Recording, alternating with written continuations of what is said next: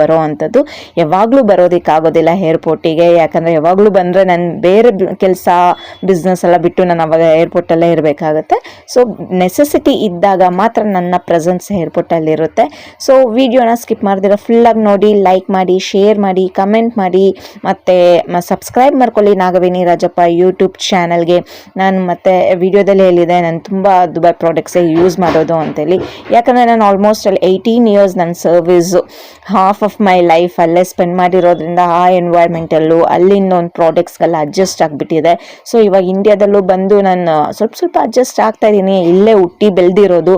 So ಇಲ್ಲಿ ನಮ್ಮ India, Karnataka, Bangalore ನನಗೆ ಒಂದು ಕಲ್ಚರು, ನನಗೊಂದು ಫುಲ್ ಎಜುಕೇಷನ್ ಕೊಟ್ಟು, ಒಂದು ನಾಲೆಜ್ ಕೊಟ್ಟು ನಾನು ಅಬ್ರಾಡಿಗೆ ಕಲಿಸ್ಕೊಟ್ಟಿರೋದು. ಸೊ ಇದು ನನಗೊಂಥರ ಹೊಟ್ಟೆ ಜೀವನ ಮಾಡಿ ಕೊಟ್ಟಿದೆ ನಮ್ಮ ಇಂಡಿಯಾ. So Dubai